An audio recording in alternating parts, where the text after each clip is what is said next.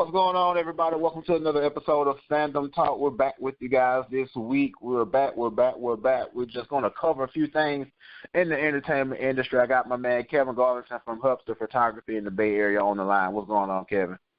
Hey, what's going on, man? Ready to do this? Let's do it. So we got a few things that we want to talk about. Let's talk about something really that sparked my interest this morning, and that the Han Solo Star Wars movie lost its director. Now, this is a movie that once we start seeing the press for it, once we start hearing the actors and hearing everybody come together, it sounded like something that's going to be amazing, and it still can. But it lost a director, and that's something that's becoming poignant in the entertainment industry lately. You know, directors and executives not getting along, and we'll never really know what really happened in this case as far as this director leaving the Han Solo project. But, Kevin, you're a big Star Wars fan. What's your thoughts on this? This signals that something is very, very wrong with this movie, which, I mean, that's a no-brainer. But I want to say last week or the week before, there was a small little rumor that came out that was saying that the brass over at Lucasfilm, i.e. Disney, wasn't happy with the film. Okay? And there was and that's a thing that can go in one end, come out the other. You don't know if these reports are true or whatever. But the fact that now the directors have so-called, quote-unquote, left the project lets me know that they weren't cutting it over there. And they talk about creative differences. They give you that same old Hollywood line. They've been shooting this movie since January. Dailies have been coming in. The powers that be over there took a look at what they shot and said, this isn't what we want. This ain't going to cut it. This isn't worthy of Han Solo and Star Wars, and it isn't worthy of the cast that we have. We got to get these guys out of here. And that's what this turned into. Now, I'm speculating at this point. This didn't happen overnight, okay? For those that don't know, movies are shot, and they have what you call dailies, okay? So what they shot daily, and the upper brass get a chance to see them. I'm guaranteeing there was a lot of notes that came out that said fix this, fix that, or whatever. The director started fixing it, and it probably still wasn't what they wanted, and they realized, hey, these guys aren't capable of delivering the movie that we want. So let's get them out of here. And that's what they did.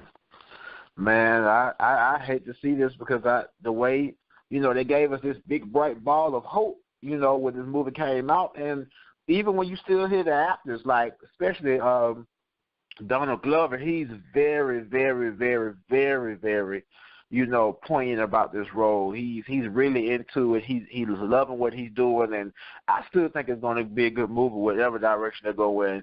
You're just not going to let a Star Wars movie just go down the can. But there's something else shaking up in the movie industry. What's going on over there with Sony and Marvel, Kevin? Okay, so basically we had this week there, everybody knows Spider-Man Homecoming is coming out. If you listen to this podcast, you know everything there is to know. But basically there was a joint interview between Amy Pascal, who's the head of Sony, and Kevin Feige, who's the head of Marvel Studios over there at Disney. There was an interview going on, and the interviewer was asking questions to Amy Pascal about the Venom movie and then Spider-Man's future. In the interview, Amy Pascal says, hey, this whole world that we're creating over there, Spider-Man can be in it. So the next question the interview asked is, could we see Spider-Man like in a Venom movie? And she said, yes.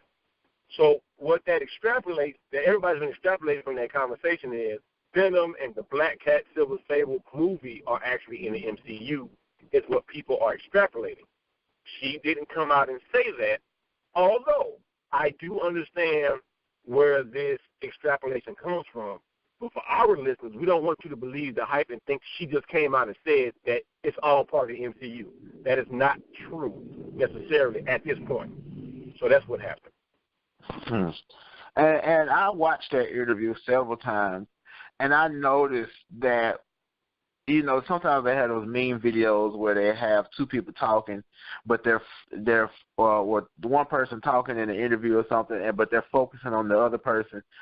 and Kevin Feige had this cricket face. Like, you looked at his face, you heard crickets. It's like he didn't know what to say. He didn't know how to butt in. Do you think that she was saying some stuff that shouldn't have been said? Or, I mean, just by looking at his face, it was like he was looking like, oh, man, did she really just say that? Did she really just say that? Well, see, looking at his face, yes, she had a look of bewilderment, like, okay, what's she talking about? Now, I want to recall this. Amy Pascal is that same person who, in these press conferences before, had said some things that left question marks, or she needed to clarify or release other statements. Amy Pascal is a movie studio executive. Okay, her job does not entail comic book fans per se on a regular basis like Kevin Feige. Kevin Feige gets on Facebook Live and Twitter and that, and he takes questions from fans. He is exclusively working on Marvel films, and he knows the fan base like the back of his hand. He knows how to stoke that fire, how to plant those seeds, and when to shut it down as well. So what I'm thinking happened here is she's just a movie executive who doesn't know what kind of fire some of those comments can lead to, and I don't think she clearly understood what she was doing in that moment. And I'm saying that from the standpoint of his reaction. You can tell that if that was a conversation they had and something he was comfortable with, you would just be sitting there just listening. Exactly. When the interviewer is answering the question, he's asking Amy Pascal, talking about Sony. Nobody's talking about the MCU, so to speak, and she made that connection, and I just don't think that's true at this point. Now, they could come out later on, and you and I talked about this, Malcolm. If the movie changes its rating and say they're going for PG-13, all bets are off. Anything can happen. It's what I'm using as my measuring stick, and that's just me, because Marvel doesn't want to touch a rated R character right now. Why would they? It doesn't make any sense for them at this juncture. Not saying it couldn't happen. I'm just saying at this point right now, what the Venom movie is said to be is not something that Marvel is even willing to deal with. And I hate that, but I think at the end of the day we're going to get a good product from both sides. I really do. I think Sony's getting more focused into the reality of what it is that they have to produce. But Kevin, what's going on over there at Hubster Photography?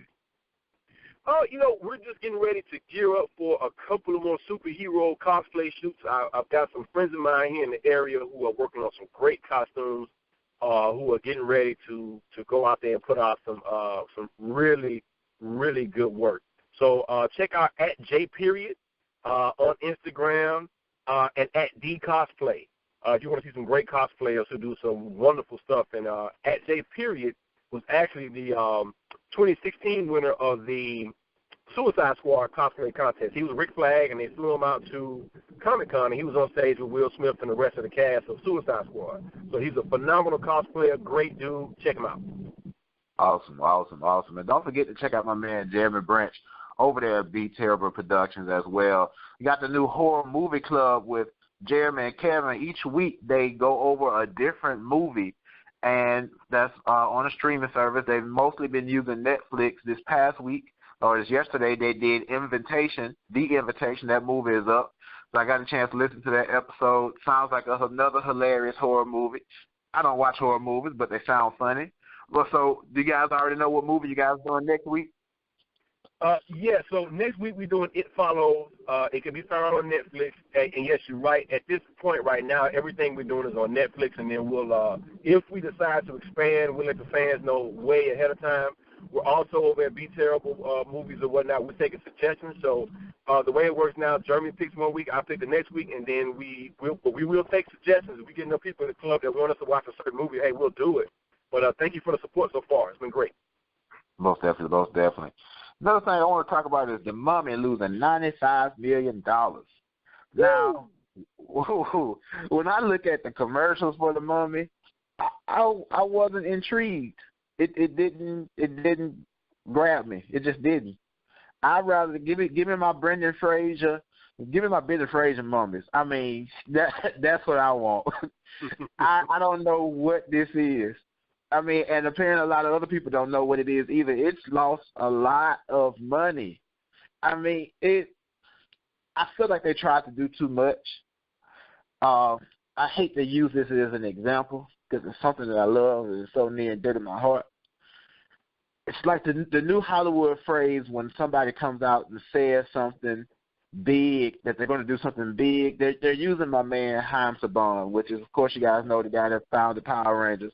And he came out and said, we're going to do 6 Power Rangers movies, and it don't even look like we're going to get a sequel. I don't think we're going to get a sequel at all. Unless something happens somewhere in some executive office where they say, let's just go ahead and do it. Let's put it out there. Let's do it. But this universe has pulled a Haim Saban. At the end of the day, they came out, they said we're going to do the Mummy, then they introduced all these different characters.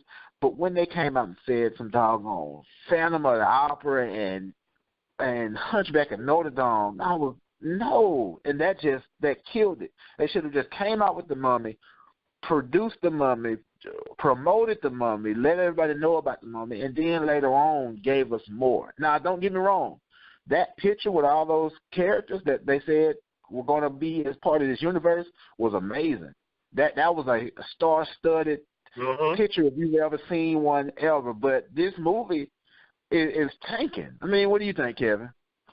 Well, I think what Power Rangers and this have in common is that for the Power Rangers has a very, very strong fan base that has been on TV for over 20 years. So while, yeah, he kind of jumped the gun saying we're going to do 6 movies or whatever, I think a better statement would have been, hey, we have the plans to continue these movies. You know, we've got a story mapped out. If we get a sequel, you know, kind of play it kind of humble. But you also let your fans know that, hey, we know where this story is going. You know what I mean? Because in today's day and age, it's no secret. We like connected universes. We like knowing that you got your stuff together. We like knowing you got people signed for multiple movies. We like knowing that you're going to have this and that coming. That's just kind of part of what we are and how we do things now with the movie cycle. I mean, you and I talk about this stuff every day. So I think there's a way to say those things but not back yourself into a corner like Spawn did. Flipping it over to the Mummy, those movie monsters have been around since the 40s and some even before. Although they're not popular at this moment, I see what they were trying to do. And I also think that this movie changed once Tom Cruise came on board. If you remember the early talks about this film, this was supposed to be a horror film. And you had Russell Crowe signed on before you had Tom Cruise. So I remember, and they were talking about it, and he even came out and said it's going to be a horror film, it's going to be this and that. Well, the rumor is Tom Cruise came on board. He brings his writers with him, as Tom Cruise does. He's a big movie star, and that's what he does. And they made it more of an action film. When you saw the trailers for this thing, you realize, hey, this isn't going to be a horror film so much as going to be maybe a little bit edgier than Brendan Fraser's Mummy. And, hey, we're even going to do the sad face from the 99 Mummy. You know, you saw that in the trailers as well. But I can tell you that those monster movies from Universal or whatever, that's not high on anybody's list right now. Nobody's clamoring for Wolfman or for a Creature from the Black Lagoon. It doesn't mean it can't be cool, and it doesn't mean you can't do something cool with it. But the moment you start talking about $150 million movies and this and that, I roll my eyes. You know, because at this point right now, your best horror films of the last 10 years have been small budget films, if not micro budget films. And I don't know if Tom Cruise lends himself to horror like you think he does.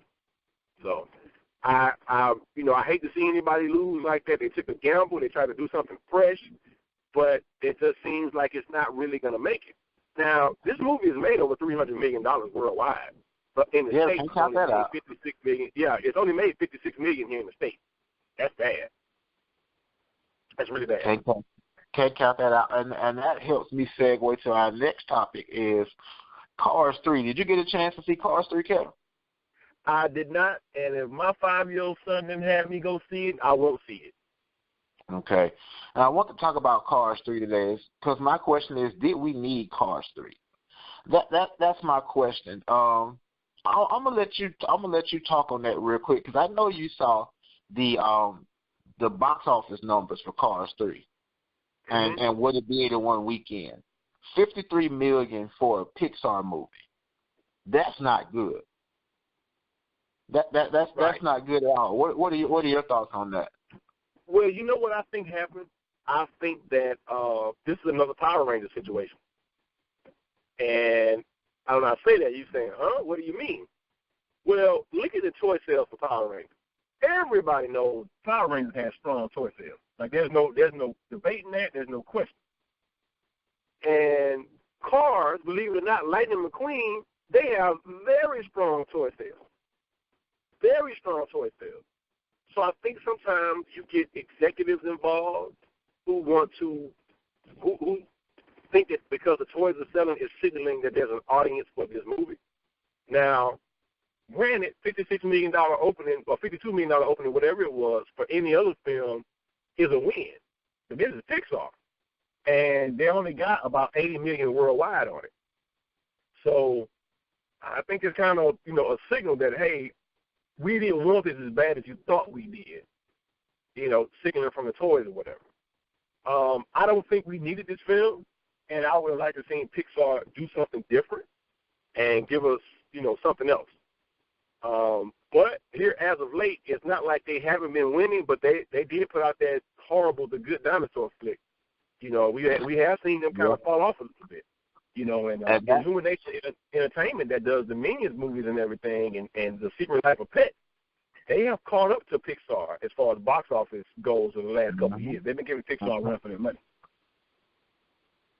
And I mean, looking at that Good Dinosaur, I pulled up a list here of the opening weekends of Pixar, and I'm gonna just go through it real quick. There's been about 18 Pixar movies. So back in '98, A Bug's Life opened a weekend, and this is 1998's numbers. Opened a weekend 291,121. Final box office 162.8 million. Another beloved hit fell at number 16. Toy Story, 1995 now, 29.14 million. Now I was 5 years old in 1995, but Pixar had something amazing with Toy Story, and everybody came out to see it. Kevin, you just mentioned The Good Dinosaur. It only made $39.16 million the opening weekend. That's it. And visually, it looked like a great movie, but financially, it didn't do anything. Cars 3 now sits at spot number 13 with that $53.69 million. And the first Cars sits at spot number 12 with $60.12 million, but that was back in 2006. So what we have to also recognize is that, these numbers from these different years, they matter, but you have to recognize what time period it was in. If you look at that number back in 1998 for A Bug's Life, it only made about $200,000 and some thousand or $300,000 some thousand. And the number one movie for Pixar, it just came out last year. It's Finding Dory. Opening weekend, that movie made $135 million. Mm-hmm. Opening weekend, $135 million. That's major. That's major. And we want to see these movies do great. And since we're on Pixar, it was a question that I've heard watching a couple of different videos, seeing a couple of different forums. Will Incredibles 2 do numbers? That's a big question right now. Will Incredibles 2 do numbers? Because now we're in a. Go ahead.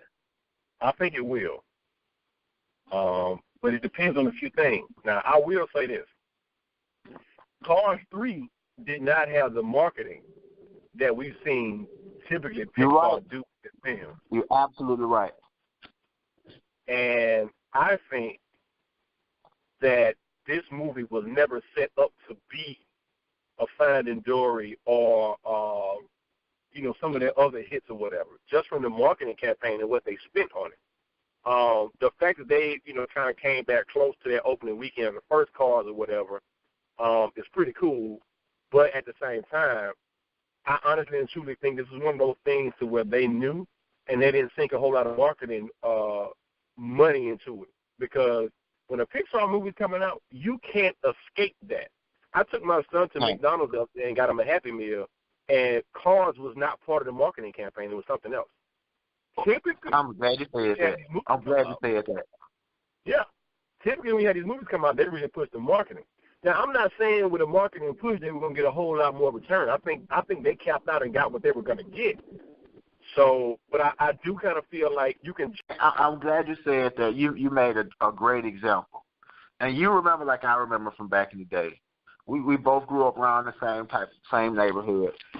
When a movie was coming out, if your toys were not in Burger King or at McDonald's, you can call it a wrap. When it came to who was going to see the movie. When Power Rangers, the movie, came out, McDonald's had every last Zord from the White Ranger Zord with the action figure that came with it. There are 90s kids who still have these toys because they were great quality toys back in those times. If your toys weren't in, and what you would see most of the time was big budget movies like Disney, and sometimes Fox movies would be over at 20th Century Fox movies would be over at McDonald's. And you wouldn't get any Disney toys over at Burger King. Burger King would kind of fall off around somewhere with the Nickelodeon stuff, those type movies like Rugrats. You know, there was a divide there. But it's like Disney had this thing lined up with McDonald's. So that's big because what do kids want? Happy Meals. What do they look for in a Happy Meal? The Happy Meal toy. And that has diminished greatly over the years. Like, just recently, they had Super Mario toys. You know, Super Mario movie's coming out. I mean, a new Super Mario game is coming out, but it didn't have anything to do with anything. It's almost like this is the toy. These are the toys we're going to have for this extended period of time. You know, so that matters. And you're right. Take a step further with you. I ordered Pizza Hut the other day, and Spider-Man was the whole pizza box. Just like when Power Rangers came, you had the donut box from Krispy Kreme. There you go. Spider-Man, you know, granted Sony property / Disney at this point right now, these people understand the marketing and they know when and where to go. And I just think that Lightning McQueen is such a household name at this point with the kids and the toys and everything. I kind of think they just pull back and say, you know what, we can make some money off this thing and not think a whole lot into it because it's not going to be, you know, as massive as a hit as some of the other things. So yeah. Well, guys, one of the last things we want to mention real quick is our Transformers non-spoilers review and our Transformers full spoilers review is up on the Fandoms Anonymous YouTube channel. All I can say is go see the movie. I'm not going to tell you anything else other than go see the movie. You can judge it for yourself. You can feel how you want to feel about the movie. Go see it. And I'm going to leave it at that. But, Kevin, you got anything else you want to drop on us today? No, I think that's pretty much it. I think we talked about the movie news and kind of, you know, what's going on out here in the world of movies. So I'm just kind of sitting back, waiting for Comic-Con and waiting for more news to drop. Most definitely. But, Kevin, where can everybody find you? They can find me on Facebook at Kevin Garlington or at Hupster Picks on Facebook and Instagram. Most definitely, guys. If you don't know who we are, we're Fandoms Anonymous. That's FANDOMSANONYMOUS. We're all over social media. Don't forget to follow us here on YouTube. Subscribe to the channel and hit the notification bell for future videos. Head over there to Facebook and join our Facebook group where we have discussions each and every single day. And hit the like on the Facebook fan page as well. Head over there to Instagram where we're at Fandoms_Anonymous17 and over there to Twitter where we're at Anonymous_Fan17. Got a lot of stuff coming up on the Fandoms Anonymous YouTube channel. A new episode of Gaming Nation is coming out tonight, so please stay tuned for that. And, guys, as I always say, if there is anything else, thanks for watching, and have a good one.